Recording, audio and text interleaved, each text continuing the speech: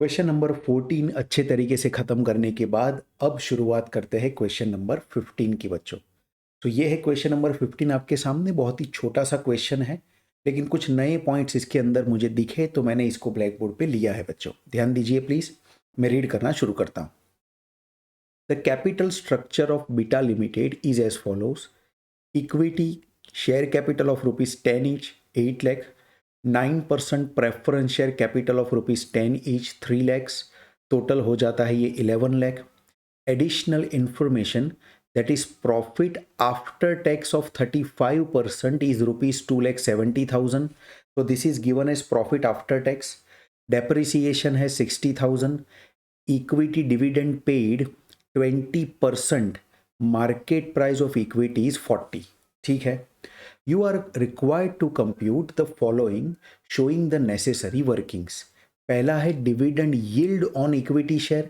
Second is cover for preference and equity dividend. Third is earning per share and fourth is price earning ratio. तो इतनी चीज़ें मुझे find out करनी है।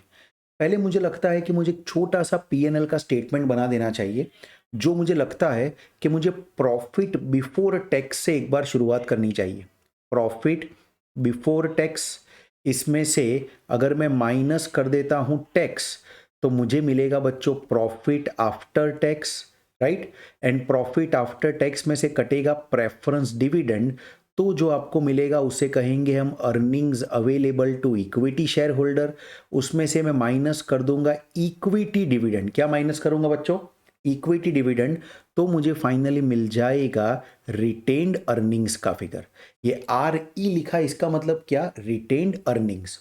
मुझे जो फिगर दिया है यहाँ पे वो प्रॉफिट आफ्टर टैक्स का फिगर दिया है, राइट बच्चों।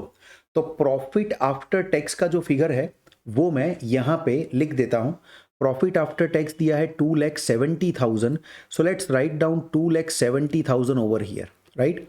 अब अगर ये 35% टैक्स कटने के बाद आया है तो नेचुरली मुझे 2,70,000 डिवाइडेड बाई 65 इंटू 35 करने से टैक्स का फिगर मिलेगा बच्चों। देखते, शायद उसकी कोई ज़रूरत नहीं है, बट एक बार पूरा स्टेटमेंट बनाया है तो पूरा काम कर देते हैं। थोड़ा पॉइंट में आ रहा है बट जो भी आ रहा है वो सही है। It is 1,45,385। क्या फिगर आ गया बच्चों? और इसको जैसे ही मैं ऐड कर देता हूँ 2,70,000 से, मेरा प्रॉफिट बिफोर टैक्स जो आएगा वो फिगर हो जाएगा 4,15,385। चलिए यहाँ तक मैं पहुँच गया। अगर इसके भी अगर पीछे की साइड जाने की ज़रूरत पड़ी तो हम बाद में डेप्रिसिएशन ऐड कर देंगे, अभी मुझे उसकी ज़रूरत नहीं लगती। प्रेफरेंस डिविडेंड की बात करूं तो 3 लाख रुपीस का प्रेफरेंस शेयर कैपिटल है, उसके ऊपर 9% का डिविडेंड गिनना है। तो मैं यहाँ पे लिखूंगा 3 लाख रुपीस, ये हमारा प्रेफरेंस का कैपिटल हो गया। उसके ऊपर 0.09 मल्टीप्लाई करूंगा, मतलब 9% हो जाएगा। सो 27,000 का ये आपका प्रेफरेंस डिविडेंड आ गया। अब ये प्रेफरेंस डिविडेंड को अगर मैं माइनस करता हूँ 2,70,000 माइनस 27,000, सो 2,43,000 का आपको earnings available to equity share holder मिल गया, राइट। अब मैं इक्विटी डिविडेंड की बात करूं तो 8 लाख रुपए का जो डिविडेंड 8 लाख रुपये है उसके ऊपर मुझे 20% का डिविडेंड देना था। कैसे आएगा बच्चों? It's so easy. 8 lakh rupees मैं लिखूंगा और इसके ऊपर मल्टीप्लाई कर दूंगा 20%, ये हो जाएगा 1,60,000। कितना होगा बच्चों? 1,60,000। सो 2,43,000 minus 1,60,000, that gives you the figure of 83,000 as the figure of retained earning। पूरा पीएनएल का छोटा सा स्टेटमेंट बन गया। अब जो जो चीज़ें उन्होंने मांगी है गिनना शुरू करते हैं। सबसे पहला जो पूछा था वो था dividend yield on equity share. तो मैं इसको D Y dividend yield ratio actually कहूंगा, या डिविडेंड यील्ड इन परसेंटेज भी आप कह सकते हो। इसमें ऊपर आपको लेना होता है डिविडेंड पर शेयर। डीपीएस का मतलब क्या बच्चों, आप पूरा लिखना, डिविडेंड पर शेयर, और नीचे की साइड पे आ जाता है market price of the equity share. क्या आएगा, मार्केट प्राइस, और परसेंटेज में कन्वर्ट करने के लिए इंटू 100 करता हूं। बोलो डिविडेंड पर शेयर कैसे आएगा। सो हमारे पास face value of the share 10 rupee है, और उस 10 रुपी के ऊपर 20% डिविडेंड गिनूं अगर मैं, तो 2 रुपीज का डिविडेंड आ जाएगा, and the market price of the share is given as 40 rupees.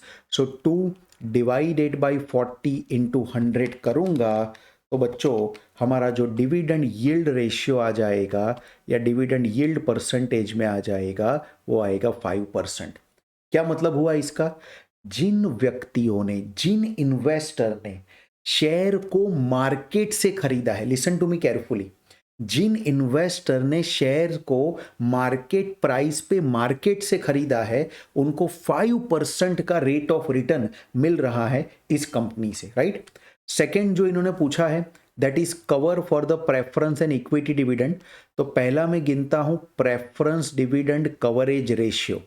Preference dividend coverage ratio बच्चों इसमें क्या आएगा, प्रेफरेंस डिविडेंड कवरेज रेशियो हमेशा प्रॉफिट आफ्टर टैक्स पे गिना जाता है क्योंकि उसके बाद ही प्रेफरेंस डिविडेंड कटता है। So profit after tax divided by preference dividend करूंगा। बोलिए प्रॉफिट आफ्टर टैक्स का फिगर कितना दिया है, it is 2,70,000 divided by the figure of preference dividend is 27,000, यानी कि 10 टाइम्स आपका प्रेफरेंस डिविडेंड कवरेज रेशियो बनता है। 10 टाइम्स ये आपका प्रेफरेंस डिविडेंड कवरेज रेशियो आता है, राइट। इसके बाद पूछा है इक्विटी डिविडेंड कवरेज रेशियो। अच्छा 10 टाइम प्रेफरेंस डिविडेंड का मतलब क्या एक्चुअली, आप अपने प्रेफरेंस शेयर होल्डर को कॉन्फिडेंस से कह सकते हो कि चिंता मत करो, जितना भी डिविडेंड आपको देना बनता है उससे 10 टाइम्स तो प्रॉफिट हमारे पास है, यानी कि आपका डिविडेंड आपको मिलेगा, चिंता करने की कोई ज़रूरत नहीं है। चलिए अब निकालता हूं equity dividend coverage ratio. Equity dividend का जो कवरेज गिना जाता है बच्चों वो ये earnings available to equity share holder पे गिना जाएगा क्योंकि उसके बाद ही इक्विटी का डिविडेंड कटा है। So earnings available to equity share holder divided by equity dividend करूंगा। बोलो earnings available to equity share holder कितना है, 2,43,000 है, राइट, डिवाइडेड बाय इक्विटी का जो डिविडेंड है वो 1,60,000 है, यानी इसका कवरेज छोटा सा आएगा बट आएगा, राइट, 1 प्लस आएगा, 1.52 टाइम्स, लगभग मैं कह सकता हूं 1.5 टाइम्स कंपनी की अर्निंग है जितना वो डिविडेंड देना चाहती है उसके मुकाबले। तो कितना आराम से आपका इक्विटी डिविडेंड कवरेज रेशियो भी आ गया बच्चों। अब जो हमें गिनना है थर्ड वो है earning per share. I think this is not going to be a big deal, right, बहुत ही आराम से आपको मिल जाएगा। मैं यहाँ पे थर्ड वर्किंग करता हूँ, कलर्स बदलता रहता हूँ जिससे वर्किंग बहुत ही क्लियर दिखे और कहीं फिगर्स एक दूसरे में खो ना जाए बच्चों। मैं गिनता हूँ EPS that is earning per share. बोलिए किसी भी कंपनी में अर्निंग पर शेयर कैसे आता है, earnings available to equity share holder जो होता है उसको डिवाइड बाय किया जाता है नंबर ऑफ इक्विटी शेयर्स से, डिवाइड करना है इसे नंबर ऑफ इक्विटी शेयर्स से। तो बोलो earnings available to equity share holder कितना है, 2,43,000 है, और उसको मैं डिवाइड करूंगा नंबर ऑफ शेयर्स से, नंबर ऑफ इक्विटी शेयर्स आएंगे 80,000। कैसे पता चला बच्चों 80,000, देखिए ना ये 8 लाख प्राइस अर्निंग आपका सॉरी इक्विटी शेयर कैपिटल का टोटल है फेस वैल्यू एंड 10 रुपी का एक शेयर है। सो 8 लाख डिवाइडेड बाय 10 करने से सीधा 80,000 आ जाएगा। सो 2,43,000 डिवाइड बाय 80,000 करने से earnings available to equity share holder आता है 3.0375। एक एक शेयर के ऊपर, एक एक इक्विटी शेयर के ऊपर कंपनी का जो अर्निंग है वो 3.0375 का है। एक एक शेयर होल्डर को इतना कंपनी कमा के देती है। अब मैं करूंगा फाइनल इसकी फोर्थ वर्किंग जिसमें मुझे पूछा गया है कि मुझे प्राइस अर्निंग रेशियो निकालना है, that is simply PE ratio for us, PE ratio for us. बोलिए पीई रेशियो क्या फॉर्मूला बनेगा इसका? Price divided by earning per share. Price कौन सा होता है? Market price divided by earning per share. बोलो प्राइस ऑफ द शेयर कितना दिया था क्वेश्चन में? It is 40 rupees.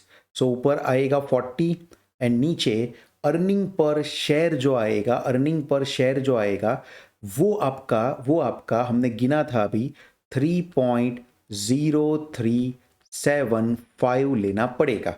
So 40 divide by 3.40 divided by ये देखते हैं यहाँ ऐसा क्या हुआ। ओके 15 या इट्स परफेक्ट। 40 डिवाइड बाई 3.0375 13.168 या 13.2 टाइम्स। एक बार ऐसा लिख देता हूँ, ये आपका आ गया प्राइस अर्निंग रेशियो। मेरे बच्चों इसका क्या मतलब हुआ, इसका इंटरप्रिटेशन ज़रा करो तो देखिए इसके दो तरीके से इंटरप्रिटेशन मैं कर सकता हूँ। पहला इंटरप्रिटेशन ये कि अगर इस कंपनी से आपको 1 रुपये की अर्निंग चाहिए, listen to me very carefully, अच्छा इंटरप्रिटेशन है। अगर इस कंपनी से आपको 1 रुपये की अर्निंग चाहिए तो इस कंपनी को आपको 13.2 रुपीस देने पड़ेंगे, या सिंपली स्पीकिंग ऐसा भी कह सकते हैं कि इस कंपनी का जो अर्निंग्स है उससे 13.2 टाइम्स इसका मार्केट प्राइस आएगा। तो ये इंटरप्रिटेशन हुआ पी रेशियो का। चारों चार चीजें एकदम आराम से हमने गिन ली है। आई एम श्योर छोटा सा सवाल था क्वेश्चन नंबर 15, लेकिन आपको बहुत ही अच्छी तरह ये समझ में आया होगा बच्चों।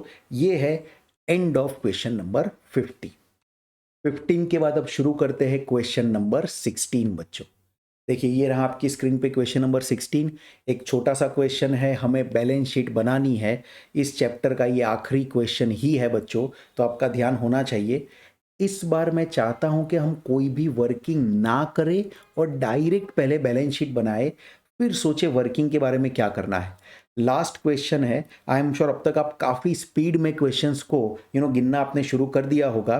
तो इस क्वेश्चन में हम क्या करने वाले हैं, पहले कोई वर्किंग नहीं करनी है, पहले बिना वर्किंग के ही ये पूरा सॉल्व करने की हमें ट्राई करनी है। देखते हैं क्या लिखा है इसके अंदर। Using the following information prepare the balance sheet. Long term debt to net worth 0.5, total asset turnover 2.5, average collection period 18 days, inventory turnover 9 days, gross profit margin 10%, acid test ratio यानी कि इसे हम वही क्विक रेशियो भी कह सकते हैं, it is given as 1, right. और आपको पूछा क्या है, assume 360 days in a year, all sales are on credit and make this balance sheet. अब देखिए बच्चों मैं इसका रियल वे बताता हूं, एक भी वर्किंग ना करूं फिर भी कैसे मेरा पूरा बैलेंस शीट बनता है, उस चीज को समझो। सबसे पहली बात, ये चीजें तो दी हुई है। लॉन्ग टर्म डेट, देखो long term debt to net worth 0.5 दिया है, इसका मतलब अगर नेटवर्थ 1 रुपया है तो लॉन्ग टर्म डेट 50 पैसा है। Listen to me very carefully, अगर आपके पास राइट नेटवर्थ 1 रुपी है तो इसका मतलब ये हुआ कि आपका जो डेट है वो आधा उसका 50 पैसा है।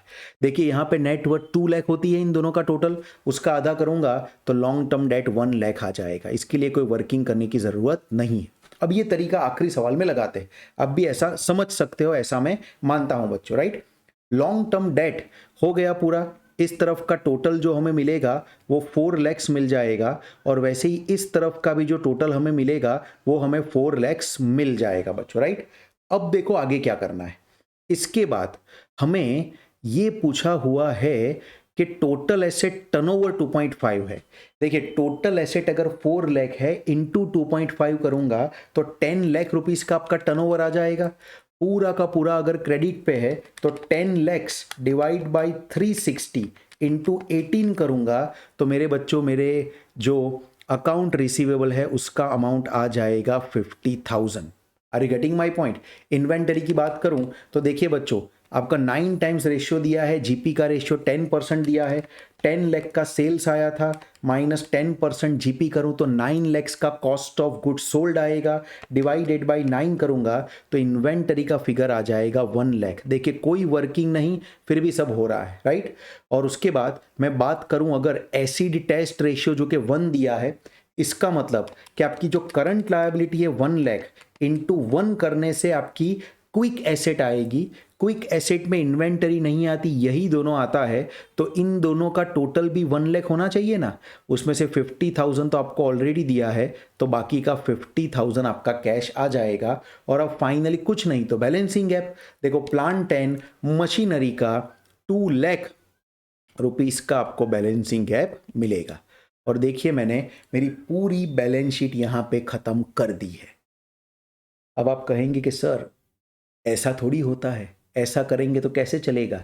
This was just a demo my dear students, this was just a demo to explain you कि रेशियो एनालिसिस चैप्टर में हमें ज़्यादातर कोई लंबी वर्किंग करनी ही नहीं पड़ती। हम direct balance sheet and profit and loss account अपने माइंड में ही सोच के बना सकते हैं, राइट। बट चलिए एक बार मैं इसको वर्किंग से भी वापस एक बार करना चाहूँगा, जिससे आपको आइडिया आए। ये आप याद रख सकते हैं मैंने फिगर्स क्या लिखे थे, और देखिए वही के वही फिगर्स मैं सब वापस लेके आने वाला हूँ। तो चलिए एक बार वापस इस क्वेश्चन को गिनते हैं वर्किंग के साथ। सबसे पहले मैं क्या करने वाला हूँ वर्किंग में, देखिए आप, सबसे पहली जो मेरी वर्किंग है वो इसी से होगी, long term debt to net worth. मैं लिखता हूं long term debt to net worth is equal to, ऊपर की साइड पे आपका आ जाएगा लॉन्ग टर्म डेट, राइट, और नीचे की साइड पे आ जाएगा नेटवर्थ। अब नेटवर्थ क्या है ये तो आप जानते ही हो, equity share, common stock plus retained earning लेना पड़ेगा। Long term debt to net worth का रेशियो है 0.5। लॉन्ग टर्म डेट जो है उसको मैं वैसे ही रहने दूंगा, long term date divided by net worth जो है वो 2 लैक्स आ जाता है, राइट। नेट वर्थ है 2 लैक्स। तो मेरे बच्चों लॉन्ग टर्म डेट कैसे आएगा, 2 लाख इंटू 0.5 करो, 1 लाख रुपीस का आपका लॉन्ग टर्म डेट आ जाएगा। तो जब पहले मैं लेके आया था लॉन्ग टर्म डेट 1 लाख का, वो इसी चीज़ को माइंड में सोच के लेके आया था। तो देखिए यहाँ पे 1 लाख रुपीस का लॉन्ग टर्म डेट वापस लिख देता हूँ। इससे मुझे लायबिलिटी साइड का टोटल मिल जाता है जो कि 4 लैक्स है, और एसेट साइड का भी टोटल कितना मिलेगा, 4 लैक्स। लायबिलिटी एसेट दोनों सेम है। बैलेंस शीट व्यू होना आपके लिए कितना ज़रूरी है ये समझिए। दोनों तरफ 4 लाख लिखेंगे तो बाकी का जो बैलेंसिंग गैप वगैरह है वो मिलता रहेगा। अब देखिए मुझे लगता है कि मुझे ये पहले का इस्तेमाल हो गया, टोटल एसेट टर्नओवर का इस्तेमाल करता हूं। देखो ये कैसे आएगा, total asset turnover ratio is equal to, total asset turnover is equal to, ये आ जाएगा हमारा, ऊपर आ जाएगा सेल्स, नेचुरली ऊपर हमेशा सेल्स आता है, जिसका टर्नओवर हो वो तो नीचे आता है, तो sales divided by total assets, sales divided by total assets, ये है। बोलो total asset turnover ratio कितना लेना पड़ेगा मुझे, वो मुझे दिया हुआ है 2.5, तो ये 2.5 आ गया। सेल्स हमें मालूम नहीं है, और टोटल एसेट्स का जो फिगर है वो फिगर है 4 लाख। टोटल एसेट का जो फिगर है वो है 4 लाख। तो मेरे बच्चों जो सेल्स का फिगर आ जाएगा वो हमारा आ जाएगा 10 लैक्स। सेल्स का जो फिगर आ जाएगा वो आ जाएगा 10 लैक्स। आई एम श्योर आपको बात बहुत ही अच्छे तरीके से समझ में आ रही है कि 10 लाख रुपीस का हमारा सेल्स का फिगर आ रहा है। चलिए सेल्स अगर आ गया, बैलेंस शीट में कहीं लिखेंगे नहीं, लेकिन एवरेज कलेक्शन पीरियड का तो यूज कर सकते हैं ना। थर्ड वर्किंग आपकी शुरू हो जाती है। क्या करेंगे बच्चों, average collection period is equal to, हम कुछ ऐसा करते हैं, ऊपर लिखते हैं डेटर का फिगर, राइट, या रिसीवेबल जो भी आपको लिखना है, डिवाइडेड बाय सेल्स, और यहाँ पे बोला गया है कि 360 डेज लेने हैं तो 360 ही लेंगे। उसमें क्या है, एवरेज कलेक्शन पीरियड का फिगर है 18 डेज, तो इसको 18 लिखा, इज इक्वल टू, डेटर्स को डेटर्स ही रहने दो। सेल्स का फिगर आपको दिया हुआ है बच्चों, सेल्स का फिगर, बोलो सेल्स का फिगर कितना दिया है, सेल्स इज 10 लाख, जो वर्किंग नोट 2 से आया था, और इनटू मैं करता हूं 360। क्या मुझे इससे डेटर का फिगर मिल जाएगा, बिल्कुल मिलेगा। चलिए डेटर्स का फिगर लेके आता हूं, 10 lakhs, right, 10 lakhs divided by 360 into 18, 50,000 का मेरा डेटर्स का बैलेंस आ जाता है बच्चों। 50,000 का डेटर का बैलेंस आ जाता है।